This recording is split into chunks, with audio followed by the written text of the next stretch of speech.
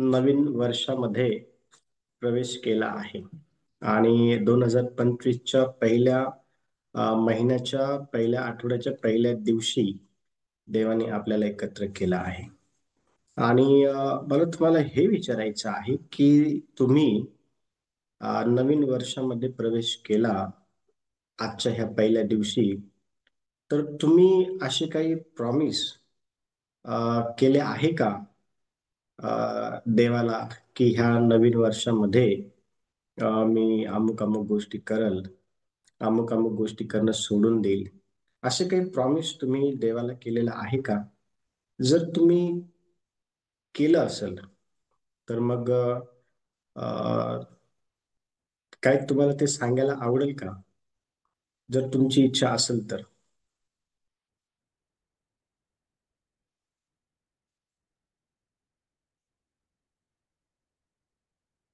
तुमची इच्छा असेल तर काय तुम्ही ते हो दादा, प्रेज द. Praise Lord. मी देवाला प्रॉमिस केलं, मी याच्या पुढे कोणावर रागवणार नाही आणि क्षमा करेल. शक्यतो जो कोणी माझ्या संग किती बी वाईट वागू द्या, तर मी क्षमा करेल आणि माझ्या रागावर नियंत्रण ठेवण्याचा प्रयत्न मी करेल. आणि माझ्या परीने जेवढी कोणाला बी करता येईल तेवढी मी मदत करेनच.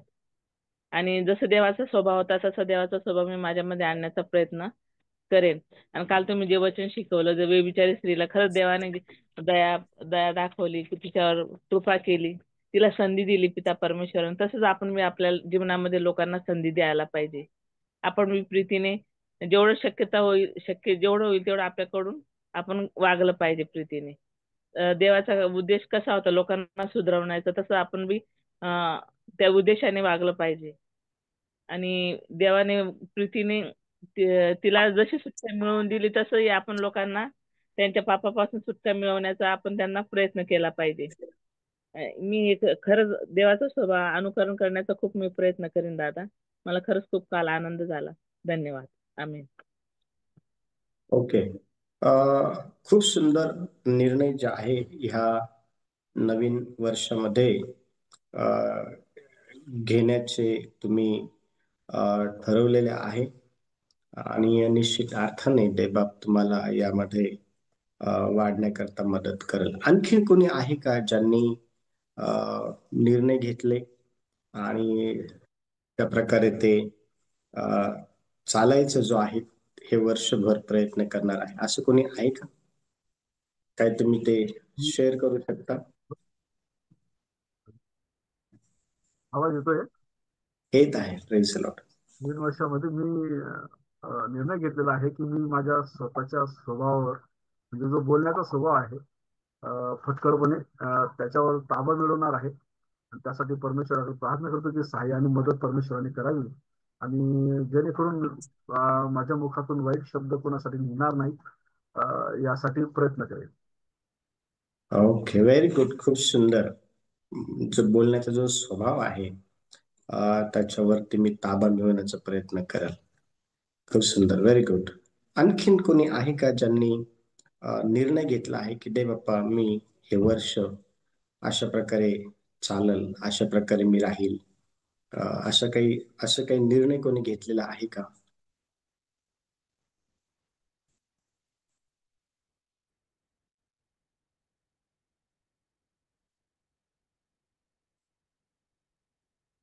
जर तुम्ही काही निर्णय घेतला असेल तर तुम्ही ते सांगू शकता की मी हा निर्णय घेतला आहे आणि मी आता इथून पुढं अशा प्रकारे संपूर्ण वर्षभर जीवन जगल. असं काही निर्णय कोणी घेतलेला आहे का ह्या नवीन वर्षामध्ये? जसं ब्रदर सुभाष यांनी सांगितलं की मी माझ्या बोलण्याच्या त्या स्वभावावरती ताबा मिळवेल, कारण मी फटकन जे आहे ते बोलून जातो. जगताप मावशीने सांगितलं की मी सर्वांना प्रीती करल, मी राग करणं सोडून देईल आणि सहन सहन करल. त्यानंतर ते म्हटले की मदत करल मी ना, देवाच्या वचनाप्रमाणे मी वागल ना. असं कोणी आहे का ज्यांनी निर्णय घेतलेला आहे की मी असं करल जीवनामध्ये हे संपूर्ण वर्षभर?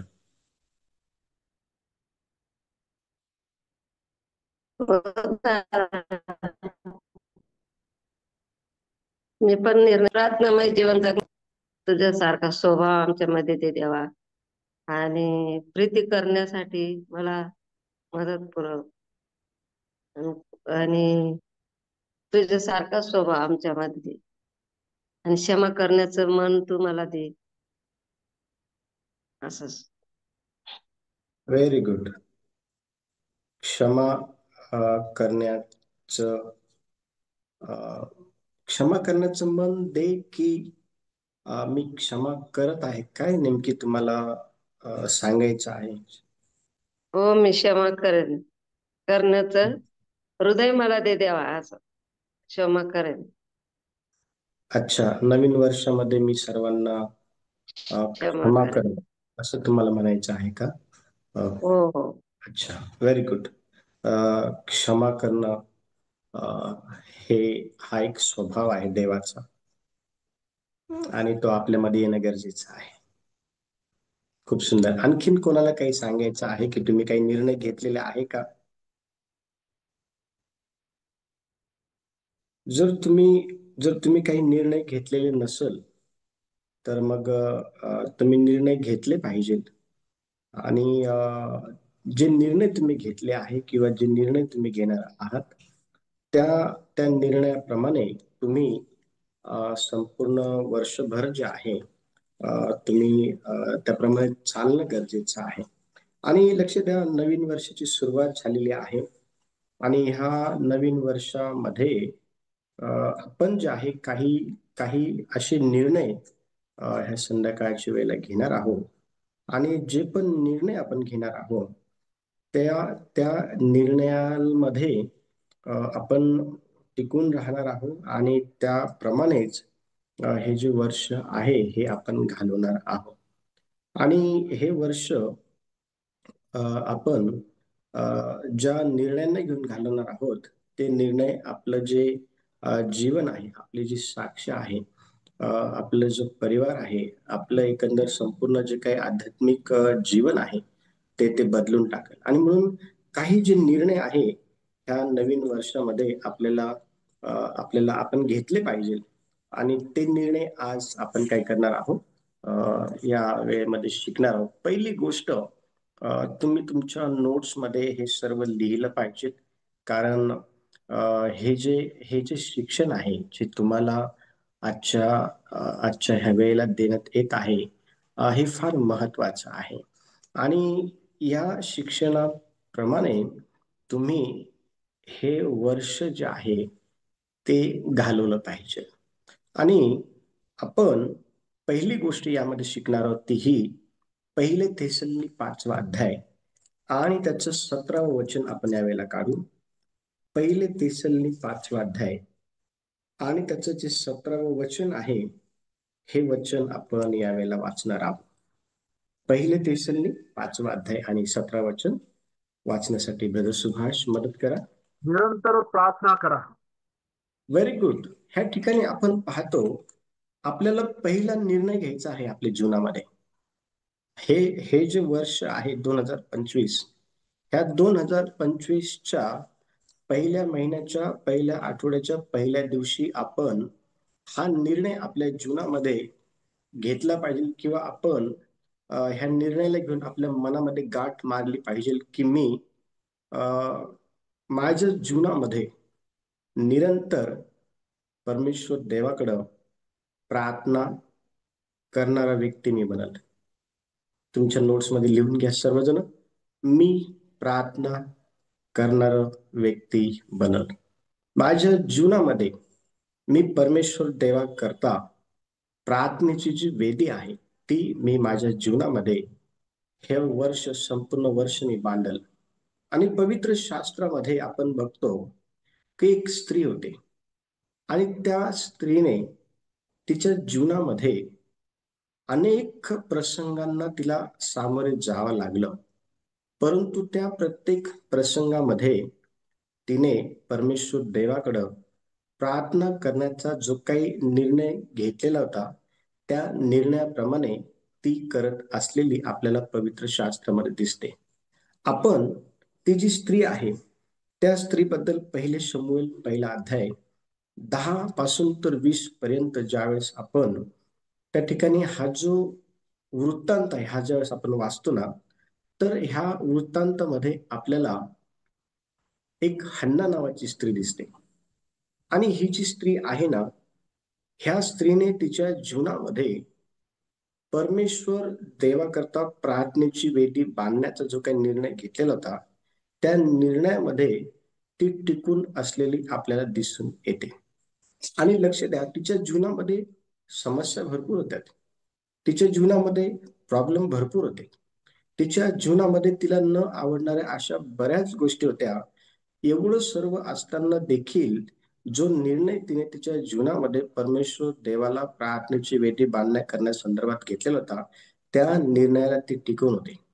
आणि लक्ष द्या, हन्नाने निरंतर प्रार्थना केली आणि देवाने तिच्या प्रार्थनेचं उत्तर देऊन तिला चांगला सुंदर असा जो मुलगा आहे शमूएल नावाचा तो दिला. तुमची जी प्रार्थना आहे ना, आज या पहिल्या दिवशी नवीन वर्षाच्या तुम्ही जो काही निर्णय घेतला असेल, देवा मी माझ्या जीवनामध्ये संपूर्ण वर्षभर जे आहे प्रार्थनेची वेदी तुझ्याकरता बांधून जो काही शब्द मी तुला प्रार्थना करण्यासंदर्भात दिलेला आहे त्याचं मी कडेकोटपणे पालन करेल. तुमच्या जीवनामध्ये किती जरी समस्या आल्या, तुमच्या जीवनामध्ये किती जरी प्रॉब्लेम आले, तुमच्या जीवनामध्ये किती जरी चढ उतार आले, तरी त्या प्रत्येक प्रसंगामध्ये तुम्ही प्रार्थनाशील व्यक्ती असणं गरजेचं आहे. तुम्ही प्रार्थना करणं गरजेचं आहे. बघा, आपण काही वचनं त्या शास्त्र भागातले आपण वाचणार आहोत. पहिले शमूएल आपण यावेळेला काढू. पहिले शमूएल आणि त्याचं जे पहिला अध्याय आहे, पहिला शमूएल पहिला अध्याय आणि 10 वचनापासून पुढे आपण वाचणार आहोत. तिचे मन व्यवस्थित झाल्यामुळे ती परमेश्वराची करुणा भाकून ढळाढळ brother Subhash, yes brother Subhash, मला 6 आणि 7 वचन वाचण्यासाठी मदत करा. तिची सवत तिने कुडत राहावे म्हणून तिला सारखी चिडवीत असे, कारण परमेश्वराने तिची कूस बंद केली होती. शिलोस जाण्यास त्याचा हा परिपाठ वर्षानुवर्ष होता. आणि हन्ना परमेश्वराच्या मंदिरी गेली म्हणजे पणींना तिला चिडवत असे, तेव्हा ती रडे व काही खात नसे. बघा, आता ह्या ठिकाणी आपण पाहतो की एल्काना नावाचा एक व्यक्ती आहे आणि त्या एल्काना नावाच्या व्यक्तीला 2 बायका आहेत आणि एकीचं नाव हन्ना आहे आणि एकीचं नाव जे आहे ते पनिन्ना आहे. लक्ष द्या, एकीचं जे नाव आहे ना ते पनिन्ना आहे आणि पनिन्नाला लेकर बाळ होते पण हन्नाला नव्हते. आणि हन्ना ही वांज असल्या कारणामुळं आपण पाहतो की परमेश्वर देवाने तिची जी कूस आहे ना ती बंद केलेली होती आणि तिची जी सवत आहे ती तिला खूप चिडवत होती आणि त्यामुळे ती सारखी रडायची, त्यामुळे ती काही खात नसायची. बघा, हन्नाचं जे जीवन आहे ना ते एवढं सोपं नाही, फार खडतर आहे. आणि आपण पाहतो की इतक्या सर्व समस्यांचा ती सामना तिच्या घरामध्येच करत असताना देखील ती परमेश्वर देवाकडे प्रार्थना करायचं विसरत नव्हती. अनेक वेळा आपण प्रार्थना करणं हे विसरून जातो. अनेक वेळा आपल्या जीवनामध्ये असलेल्या जे काही समस्या आहे त्या आपल्याला आपण प्रार्थना करू नये म्हणून अडखळण निर्माण करत असतात. परंतु आज या वेळेला तुम्ही हा निर्णय घेतला पाहिजे की माझ्या जीवनामध्ये किती जरी समस्या असल्या, माझ्या जीवनामध्ये मला किती जरी समस्यांचा सामना करावा लागला, तरी मी माझ्या जीवनात घेतलेला जो काही निर्णय आहे प्रार्थना करण्यासंदर्भाचा तो मी एकही दिवस टाळणार नाही. पहिली गोष्ट, चर्च, तुम्ही एक हा निर्णय घेतला पाहिजे की मी रोज प्रार्थना करल. रोज मी काय करेल? प्रार्थना करेल. बघा, हन्नाने रोज प्रार्थना केली त्यामुळं परमेश्वर देवाने तिची प्रार्थना ऐकली आणि तिच्या प्रार्थनेचं फलस्वरूप देवाने तिला चांगला जो मुलगा आहे शमूएल नावाचा तो तिला दिला. तुम्ही जरी प्रार्थनेत तत्पर राहिलेत तर परमेश्वर देव हा तुमची प्रार्थना ऐकल आणि तुम्हाला ज्या काही गोष्टींची आवश्यकता आहे त्या तो तुम्हाला देईल. आणि म्हणून पहिली गोष्ट, तुम्ही तुमच्या जीवनामध्ये रोज जे आहे प्रार्थना केली पाहिजे. दुसरी गोष्ट, तुम्हाला निर्णय घ्यायचा आहे. दुसरा जो निर्णय घ्यायचा आहे तो हा आहे, देवाच्या वचनाचा न चुकता अभ्यास करणं. दुसरा जो मुद्दा आहे तुम्ही लिहून घ्या. दुसरा जो मुद्दा आहे तो हा आहे की न चुकता मी देवाच्या वचनाचा अभ्यास करल. न चुकता ह्या नवीन वर्षामध्ये माझ्या जीवनात असा एकही दिवस मी देवाचा अभ्यास न करण्याचा जाऊ देणार नाही. तर मी रोज देवाचा अभ्यास, देवाच्या वचनाचा अभ्यास करल. म्हणजे काय? मी रोज पवित्र शास्त्र वाचल. मी रोज देवाच्या वचनामध्ये जे काही लिहिलेलं आहे ते मी वाचल, त्याच्यावरती मी मनन करल आणि माझ्यासाठी जे काही लागूकरण आहे त्याप्रमाणे मी चालल. बघा, ज्यावेळेस आपण स्तोत्र संहिता याचा पहिला अध्याय आणि त्याचं दुसरं वचन, स्तोत्र संहिता पहिला अध्याय आणि त्याचं दुसरं वचन आपण काढू आणि त्या वचनात काय लिहिले पहा. तर परमेश्वराच्या नियमशास्त्रात रमतो, त्याच्या नियमशास्त्राचे रात्रंदिवस मनन करतो, तो धन्य. तो धन्य. ह्या ठिकाणी आपण पाहतो की स्तोत्र संहितेमध्ये देवाचं वचन अतिशय स्पष्टपणे आपल्याला सांगतं, तर परमेश्वराच्या नियमशास्त्रामध्ये रमतो. लक्ष द्या, आपल्याला ह्या पृथ्वीवरती राहत असताना जग आणि जगाच्या गोष्टींमध्ये रमायचं नाहीये.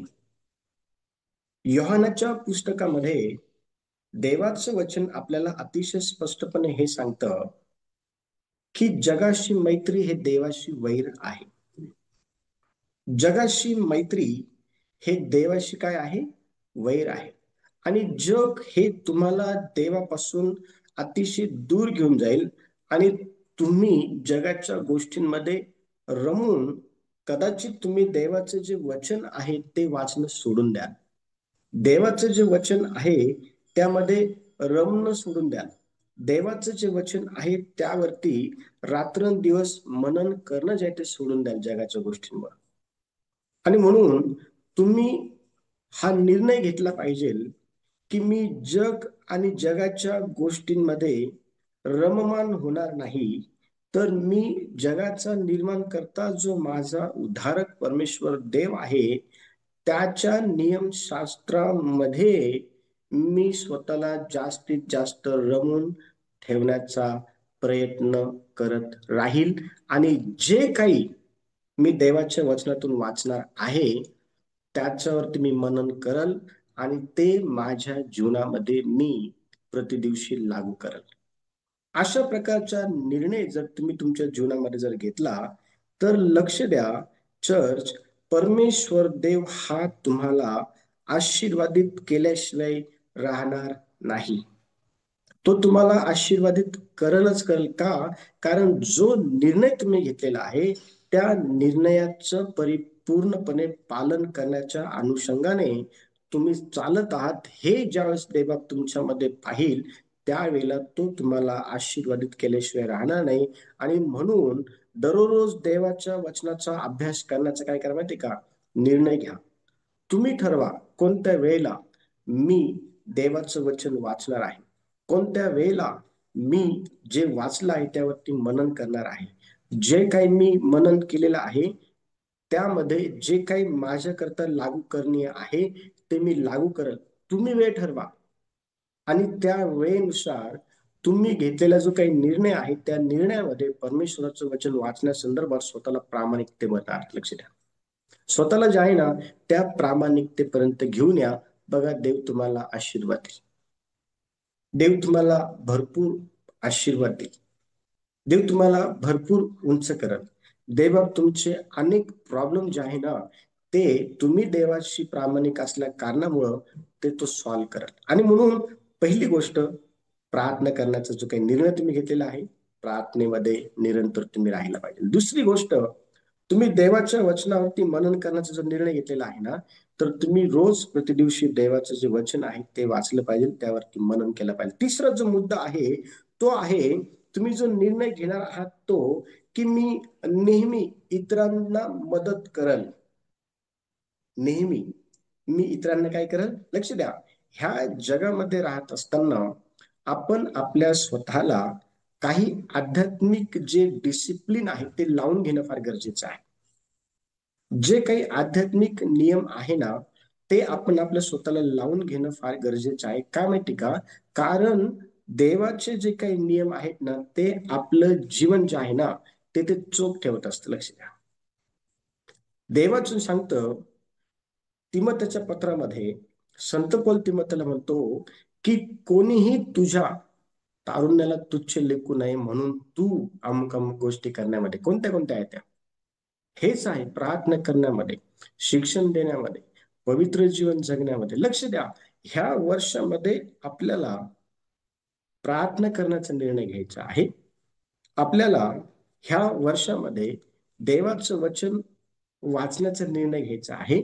जे काही वाचलंय त्यावरती मनन करायचं आहे, आणि जे काही अप्लिकेबल आहे ते आपण आपल्या जीवनामध्ये काय करायचं म्हणजे का, ते आपण आपल्या जीवनामध्ये लागू करायचं. लक्ष द्या, तिसरी जी गोष्ट आहे ती आहे, नेहमी तुम्ही इतरांची मदत केली पाहिजे. बघा, ज्यावेळेस आपण गलती करायचं पत्र 6वा अध्याय आणि 2 वचन आपण वाचू. गलती करायचं पत्र 6वा अध्याय आणि दुसरं वचन आपण काढू यावेळेला.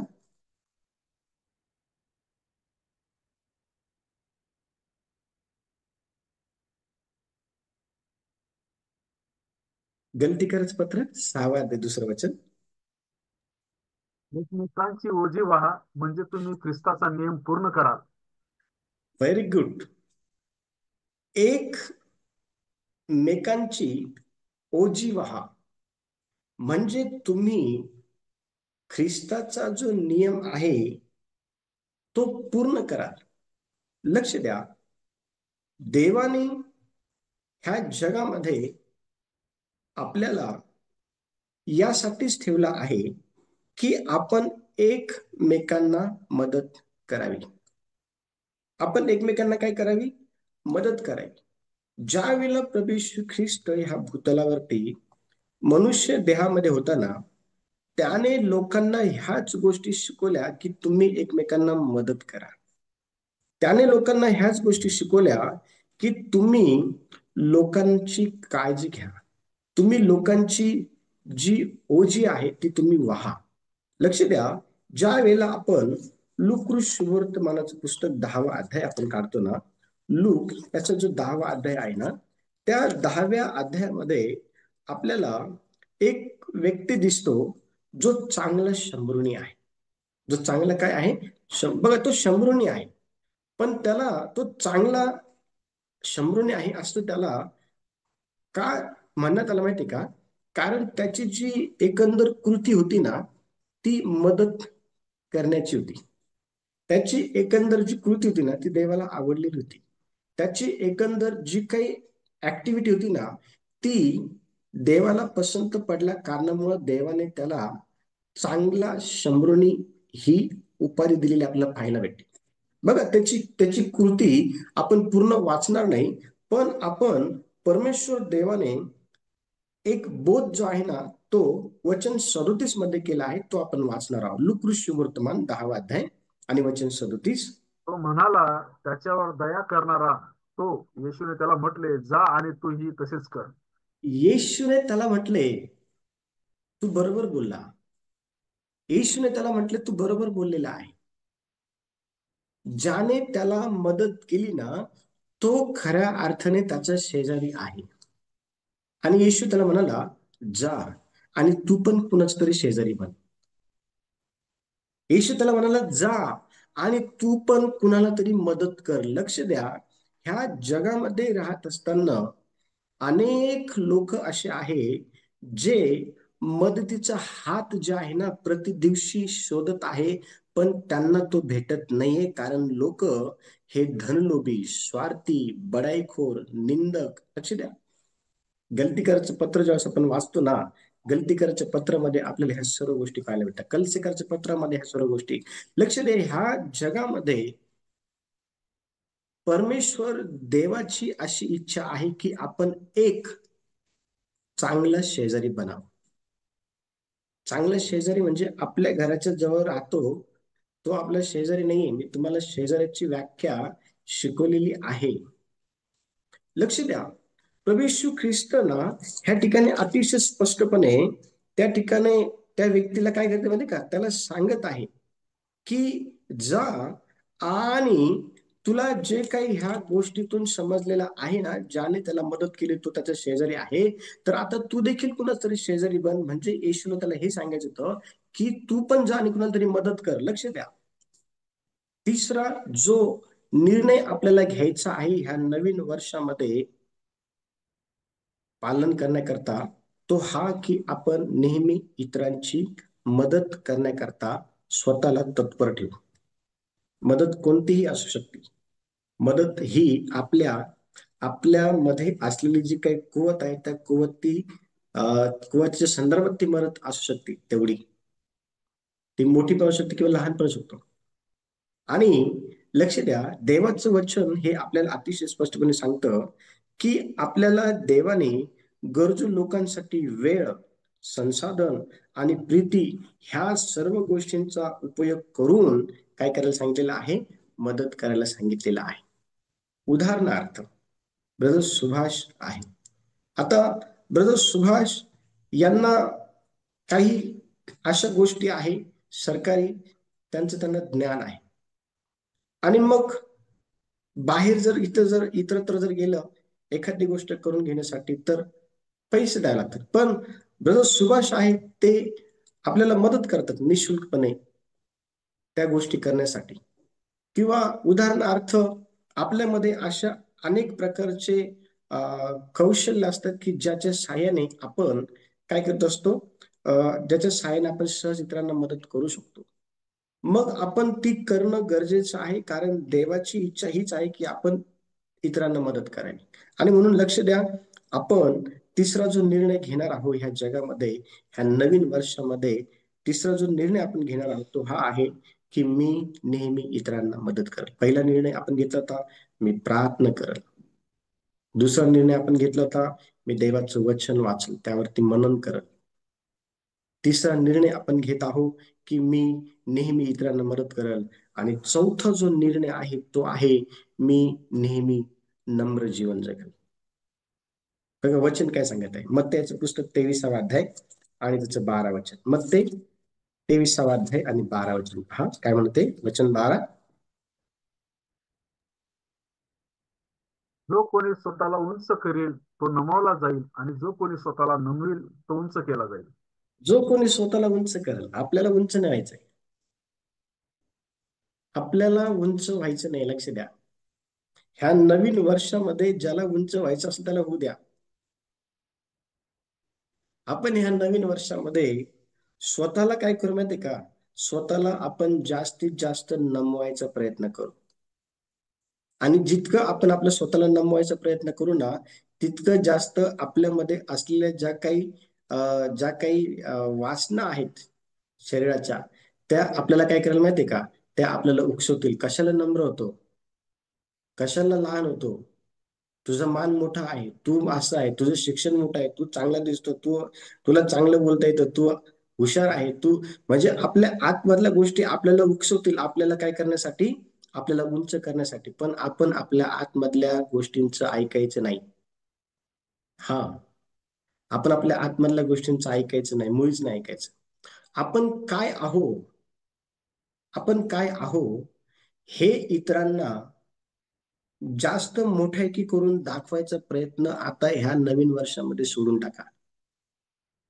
आपण नेहमी अशी जी चित्तवृत्ती ख्रिस्त येशूमध्ये होती ती आपल्या ठाई असावी, ह्या उद्देशाने ह्या नवीन वर्षामध्ये आपण आपल्या स्वतःला जितकं होईल तितकं नमवण्याचा प्रयत्न करा. का माहिती का, कारण त्याच वचनामध्ये ह्याच प्रश्नाचं उत्तर दिलेलं आहे की जो स्वतःला नमवतो ना तो उंच केला जाईल. जर तुम्हाला उंच व्हायचं आहे ना, मग तुम्ही ह्या वर्षामध्ये निर्णय घ्या, देवा मला जास्तीत जास्त नम्र बनव. येशू नम्र बनला. येशू नम्र बनला. बघा आपण येशू कशा प्रकारे नम्र बनला. आपण योहानाचं पुस्तक 13वा अध्याय आपण काढू. योहानाचं पुस्तक 13वा अध्याय आणि 3 ते 5 वचन आपण वाचू. बघा कशा प्रकारे येशूने त्याच्या एकंदर कृतीतून नम्रता दाखवली. बघा योहान 13वा अध्याय. येस. तेव्हा आपल्या हाती पित्याने अवघे दिले आहे व आपण देवापासून आलो व योहान 13वा अध्याय. Yes. Okay okay, very good. वाचा. तेव्हा आपल्या हाती पित्याने अवघे दिले आहे व आपण देवापासून आलो व देवाकडे जातो हे जाणून भोजन होते वेळी येशू भोजनावरून उठला व त्याने आपली बाह्य वस्त्रे काढून ठेवली आणि रुमाल घेऊन कमरेस बांधला. मग तो गंगा पाणी ओतून शिष्यांचे पाय धुवू लागला आणि कमरेस बांधलेल्या रुमालाने ते पुसू लागला. Praise Lord. काय केलं येशूने? येशू असं म्हटलं का, तुम्ही सर्व 12च्या 12 आता एक लाईनीने या आणि सर्वांनी माझे पाय धुवा, असं म्हटलं येशू त्यांना? येशू कोण होता? वचनामध्ये येशूची ओळख आहे. बघा वचनामध्ये येशू कोण आहे ना, हे आपल्याला पाहायला भेटतं. आणि येशू त्या ठिकाणी म्हणत आहे वचन 3च्या ब भागामध्ये की आपण देवापासून आलो आहे आणि देवाकडे आपण परत जाणार आहोत. समजते का? देव माणूस नाहीये. येशू माणूस नव्हता. तो माणूस रूप धारण करून आला. माणूस नव्हता म्हणजे त्याने माणसाचं रूप धारण केलं, पण तो माणसामध्ये देव होता चर्च. आणि त्याने माणसाला खरी नम्रता काय आहे ती त्याने दाखवली.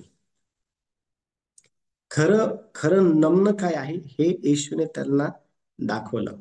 त्यांना नाही, हे आपल्याला पण दाखवलं. काय केलं येशूने? येशू भोजनावरून उठला आणि त्याने त्या ठिकाणी घंगाळात पाणी घेतलं आणि शिष्यांचे पाय धुवू लागला. शिष्यांचे काय करू लागला? तो पाय धुवू लागला. आणि कमरेला जो काही रुमाल त्याने ठेवलेला होता ना, त्या रुमालाने तो ते पाय पुसू पण लागला. लक्ष द्या, येशूने त्याचं दैवीपण बाजूला ठेवलं. येशूने त्याचं दैवीपण बाजूला ठेवलं आणि त्याने मर्त्य माणसाची सेवा केली. वचन सांगतं ना की मर्त्य माणूस काय की तुझी आठवण कराय. मनुष्य काय आहे की तुझी आठवण कराय? काहीच नाहीये. आपलं जीवन काय? देवाची ओळख होण्या अगोदर आपल्या जीवन काय होतं? वाफेसारखं होतं. वाऱ्याने उडून जाणाऱ्या भुशासारखं आपलं जीवन होतं. पाण्यावर आलेल्या त्या बुडबुड्यासारखं आपलं जीवन होतं. वारा त्याहून गेला म्हणजे ते काय होतं नाही का? हा, स्तोत्र संहिता 37 मध्ये तिथं लिहिलेलं आहे, हिरवळीप्रमाणे आपलं जीवन होतं. लक्ष द्या, म्हणजे येशू इतकं नम्र झाला. येशूची नम्रता ही आपल्याला फिलिप्पियरच्या पत्रामध्ये येणाऱ्या दिवसामध्ये आपण शिकणार आहोत, कशा प्रकारे येशू नम्र झाला ते. मला तुम्हाला हे सांगायचे की ह्या नवीन वर्षामध्ये निर्णय घ्या की मी नेहमी स्वतःला नम्र ठेवाल. मी कधीच माझ्या वागणुकीतून हे दाखवणार नाही की मी उंच आहे, मी श्रेष्ठ आहे, मी वेगळा आहे, मी. लक्ष द्या, हे काही कामाचं नाही. हे काही कामाचं नाही. अनेक वेळा आपण अशा प्रकारची चूक करून बसतो जी देवाला आवडत नाही. नम्रता आवडते देवाला. ज्या वेळेला तुम्ही नम्र झालं पाहिजे ना, त्यावेळेला झालं पाहिजे. का माहिती का? कारण तुमच्या नम्रतेतून तुम्ही येशू हा देवाचा पुत्र आहे ही ओळख लोकांना करून देत असतात.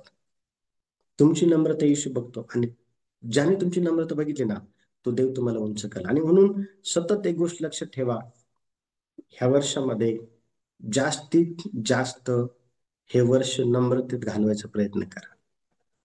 पुढचा जो मुद्दा आहे तो आहे की कोणता निर्णय आपल्याला घ्यायचा आहे या वर्षामध्ये, तर आपल्याला सर्वत्रकडं लक्ष द्या, आपल्याला सगळीकडं देवाची जी प्रीती आहे ना ती आपल्याला पसरवायची आहे. हा निर्णय आपल्याला घ्यायचा आहे. या 2025 मध्ये आपल्याला हा निर्णय घ्यायचा आहे की मी सर्वीकडं देवाची जी प्रीती आहे, देवाचं जे प्रेम आहे ना ते मी पसरवल. बघा योहानाचं पुस्तक 13वा अध्याय आणि वचन 34 बघा काय म्हणते वचन 34. मी तुम्हाला नवी आज्ञा देतो की तुम्ही एकमेकांवर प्रीती करावी, जशी मी तुमच्यावर प्रीती केली तशी तुम्ही एकमेकांवर प्रीती करावी. Very good. बघा वचन सांगत आहे की येशूची इच्छा ही आहे की तुम्ही एकमेकांवर प्रीती करावी. येशूची इच्छा ही आहे की तुमच्यावर ज्याप्रमाणे प्रीती करण्यात आली त्याच प्रकारची प्रीती तुम्ही सगळीकडे जी आहे ती पसरवली पाहिजे.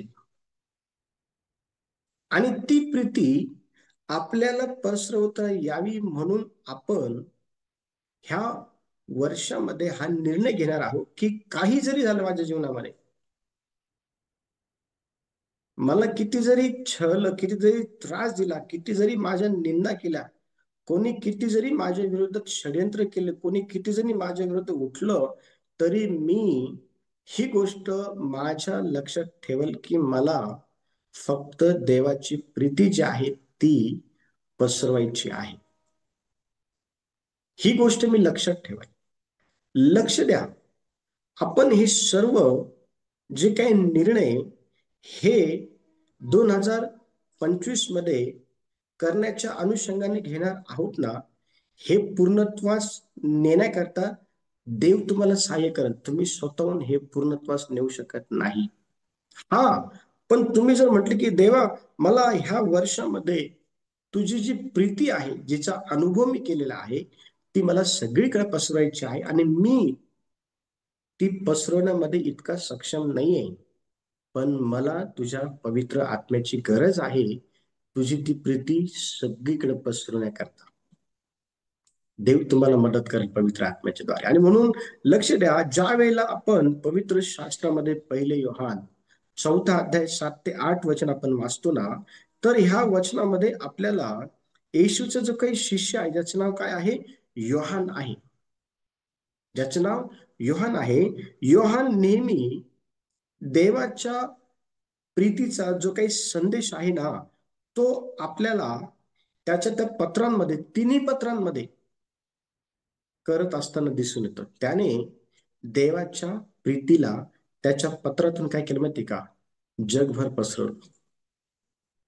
आता ह्या 2025 मध्ये आपल्याला ही देवाची जी प्रीती आहे ना ती काय करायची माहितीये का, पसरवायची आहे.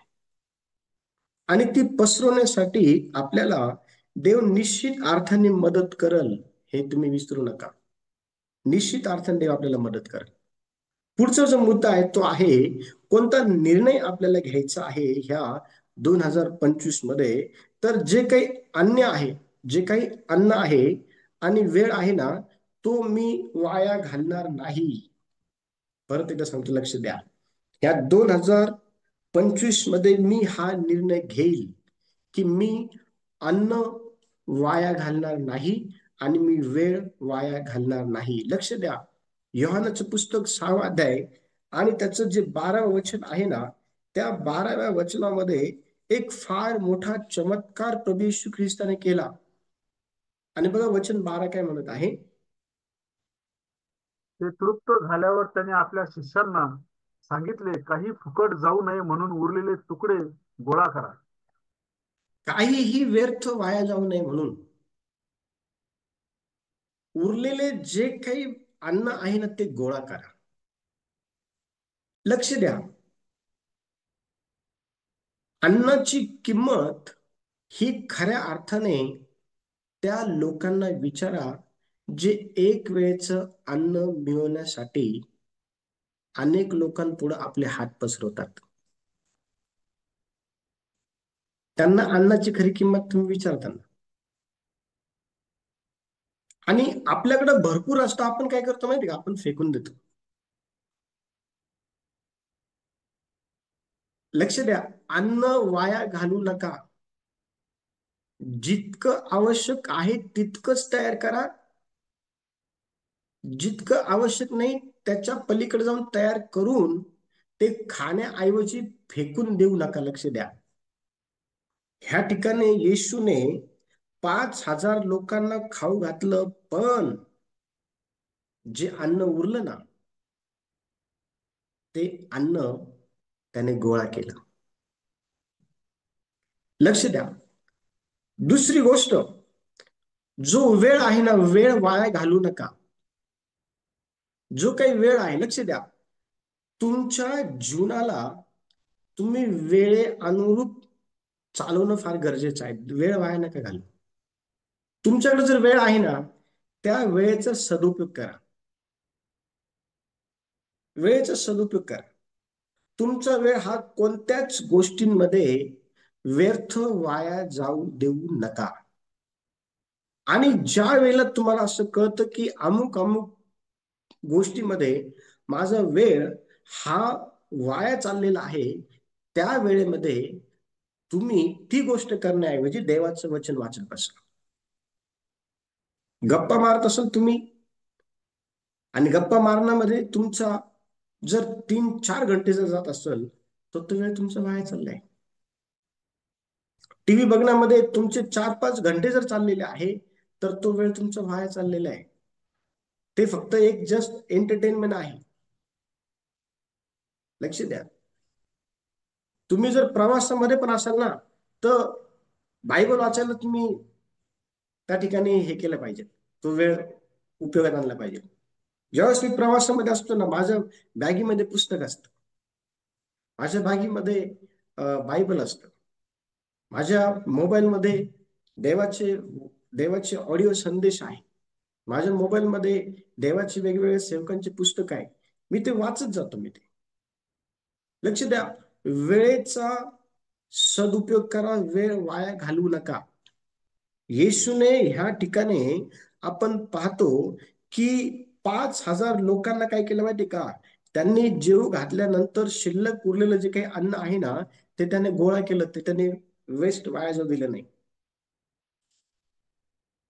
तर लक्ष द्या, अन्नाची खरी किंमत जी आहे ना, ती ओळखायला शिका.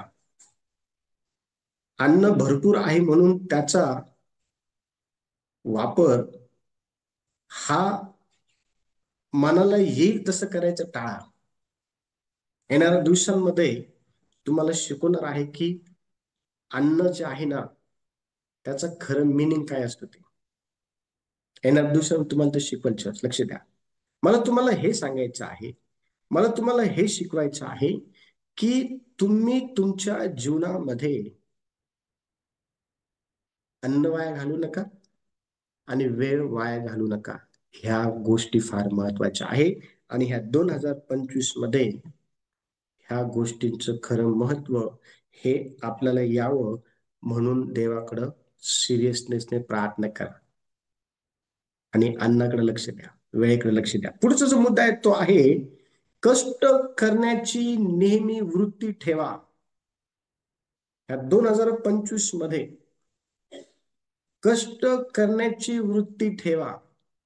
कारण परमेश्वर देवाने माणसाला अशा अशा प्राण्याकडे जाऊन शिकायला लावलेला आहे, जो प्राणी माणसाच्या विचारामध्ये पण कधी कधी येतो. पण तो प्राणी फार तो तो जो कीटक आहे ना, तो जो ते जो प्राणी आहे तो फार महत्वाचा आहे. बघा, नीतिसूत्रचं पुस्तक 6वा अध्याय, नीतिसूत्रे 6वा अध्याय आणि 6 ते 8 पहा. कोण आहे त्या ठिकाणी बघा. अरे आळशा, मुलीकडे जा, तिचे वर्तन पाहून शहाणा हो. तिला कोणी धनी, देखरेख करणारा किंवा अधिपती नसता. पुढं पण वाचा ब्रदर. उन्हाळ्यात आपले अन्न मिळवते आणि कापणीच्या दिवसात आपले भक्ष्य जमा करून ठेवते. आणखीन पुढं. अरे आळशा, तू किती वेळ निसशील, आपल्या झोपेतून केव्हा उठशील. वाचत चला.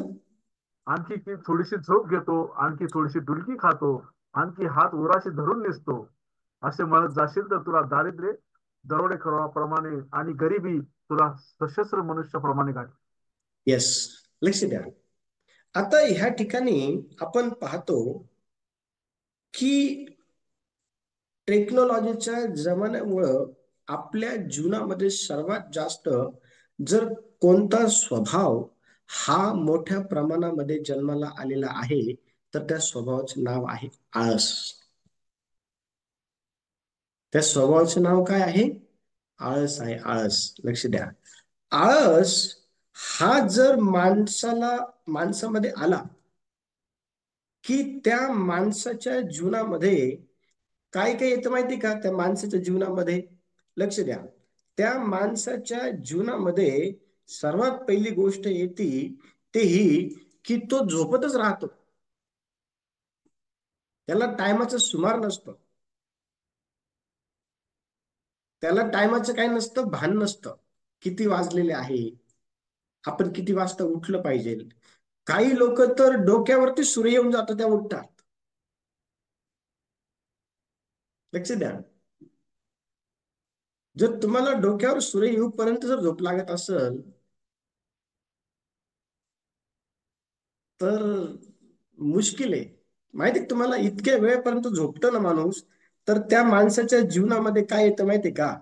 तिथं स्पष्टपणे सांगितलेलं आहे की त्याच्या जीवनामध्ये दरोडेखोर जसे एखाद्या घरावरती दरोडा टाकतात आणि घरातलं सगळं काही धुवून नेतात ना, तसं आळसाला दरोडेखोराची उपमा दिलेली आहे. आणि तो आळस तुमच्या जीवनामध्ये जे काही आहे ना, पैसा, अडका, चांगलं आरोग्य, चांगलं खान पान, चांगलंपणे म्हणजे हे सर्व काही वाहून नेतो. तो सर्व घेऊन जातो आणि तुम्हाला कळत देखील नाही कसं नेलंय ते. कळत देखील नाही. देवाचं वचन अतिशय स्पष्टपणे या ठिकाणी काय सांगतं माहितीये का? गरिबी ही तुला काय करणार माहितीये का? सशस्त्र मनुष्याप्रमाणे गाठील. सशस्त्र मनुष्याप्रमाणे. लक्ष द्या. गरिबीचे दिवस हे तुमच्या जीवनामध्ये येऊ नये म्हणून तुम्ही तुमच्यामध्ये असलेला जो काही आळस आहे ना, तो तुम्ही झटकून टाका. झोपेचा असेल झटकून टाका. 8 तासाच्या वरती झोप घ्यायची नाही हा निर्णय तुम्ही घ्या. 8 तास पुरेसे आहे. त्याच्या वरती झोपणं हे आळसपणाला बोलवण्याचं त्याचं लक्षण आहे. लक्ष द्या. दुसरी गोष्ट, वेळेत काम करायला शिका. मनाला येईल तसं काम करू नका. जेव्हाचं काम तेव्हाच करा. काम करायचा वेळ निघून गेला आणि मग काम करायला बसले ना, लक्ष द्या, त्या प्रकारची वागणूक ही तुम्हाला गरिबी आणेल, दारिद्र्य आणेल तुमच्या जीवनामध्ये. मुंग्या बघा, मुंग्यांकडे बघा, परमेश्वर म्हणते, अरे आळशा कधी पण दात घासतो, अरे आळशा कधी पण भांडे घासतो, अरे आळशा कधी पण कामधंदे करतो, अरे आळशा कधी पण उठतो. जा मुंगीकडं जा. आणि तिचं जे काही वर्तन आहे, वर्तन काय, वागणूक, तुम्ही मुंग्यांचं निरीक्षण करा एखाद्या भिंतीवरती किंवा जमिनीवरती असताना. ते एकमेकांसोबत कम्युनिकेशन करत चालतात. ते वाकडं तिकडं चालत नाही. ते एका मागे एकच चालतात. एखाद्या मुंगीने जर मोठं काहीतरी खायचं जर पदार्थ जर पकडलेला असेल ना, तर तिला मदत करण्यासाठी 7-8 मुंग्या ज्या आहे ना, तिला त्या ठिकाणी मदत करतात. लक्ष द्या. मुंगी तिचं काम केव्हा करते माहिती का? वचन सांगते स्पष्टपणे या ठिकाणी, ती उन्हाळ्यामध्ये आपलं अन्न मिळवते. उन्हाळ्यामध्ये. आणि कापणीच्या दिवसात आपलं जे भक्ष्य आहे ना ते जमा करून ठेवते. कोणत्या कोणत्या ऋतूमध्ये काम करते ती? चर्च कोणत्या कोणत्या ऋतूमध्ये काम करते ती? उन्हाळ्यामध्ये आणि हिवाळ्यामध्ये. बरोबर आहे की नाही? बघा त्या ठिकाणी काय म्हणते वचन, वाचा सुभाष, वचन 8 मध्ये. उन्हाळ्यात आपले अन्न मिळवते आणि कापणीच्या दिवसात आपले भक्ष्य जमा करून ठेवते. बघा, तिला कळतं कधी काम केलं पाहिजे. तिला हे पण कळतं की पाऊस येणार आहे बरं का, आपण पावसाळ्यामध्ये आपल्याला बसून खायचं आहे, म्हणून आता जितकं आपल्याला करता येईल तितकं काम आपण केलं पाहिजे. म्हणजे काय हुशार आहे, काय बुद्धिमान आहे बघा ती. आपण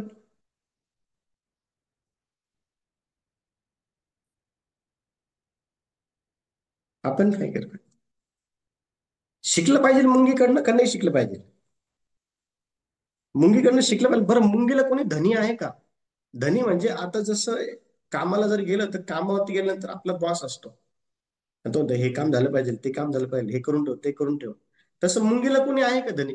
मुंगीला कोणीच ऑर्डर करणार नाहीये, मुंगीला कोणी देखरेख करणारा पण नाही. कारण वचनामध्येच तर सांगितलेलं आहे की वचन 7च्या ब भागामध्ये, वचन 7च्या अ भागामध्ये, ब भागामध्ये तिला कोणी धनी नाहीये, तिला कोणी देखरेख करणारा किंवा तिला कोणी अधिपती नाहीये, तरी ती काम मेहनतीने करते. आपल्याला कोणी बोलणार नसतं ना, म्हणून आपण मनाला वाटेल तसं वागतो, मनाला वाटेल तसं, मनाला वाटेल तेव्हा काम करायचं, मनाला वाटेल तेव्हा खायचं, मनाला वाटेल तेव्हा. काहीतरी डिसिप्लिन ठेवा जीवनामध्ये, काहीतरी नियम ठेवा जीवनामध्ये. लक्ष द्या, तुम्ही मोबाईलचा वापर पण कराल ना, मोबाईलचा वापर म्हणून तुम्ही कराल ना, कामा करता करा, कामा करता. लक्ष द्या, मला तुम्हाला हे सांगायचं आहे, मला तुम्हाला हे शिकायचं, प्रत्येक गोष्टीला वेळेमध्ये संपवायचा प्रयत्न करा आणि प्रत्येक गोष्ट वेळेत सुरुवात करायचा प्रयत्न करा. कोणतीही गोष्ट कोणत्याही वेळेला करून आळसाला आपल्या जीवनामध्ये बोलून घेऊ नका. जर आळस आपल्या जीवनामध्ये आला तर आपल्या जीवनामध्ये गरिबी येईल, आपल्या जीवनामध्ये दारिद्र्य येईल, आपल्या जीवनामध्ये झोप येईल, आपल्या जीवनामध्ये आपल्याला खाण्यापिण्याचा तुटवडा पडेल, आपल्या जीवनामध्ये भरपूर नुकसान होईल आपलं. आणि म्हणून लक्ष द्या, ह्या 7 गोष्टी लक्षात ठेवायच्या. निरंतर प्रार्थना करा, निरंतर देवाचं वचन वाचा, निरंतर इतरांची मदत करा, निरंतर नम्रतेने राहा, निरंतर देवाची प्रीती एकमेकांना जे आहे ते दाखवा, अन्न वाया जाऊ नका, वेळ वाया जाऊ नका, आणि शेवटी तुम्ही नेहमी जे आहे ना, नेहमी कष्ट केलं पाहिजे. दैवबाप या वचनाद्वारे सर्वांना आशीर्वाद देऊ. यावेळेला आपण आपले डोळे बंद करू आणि आपण प्रार्थना करू. सर्वजण आपण आपले डोळे बंद करू आणि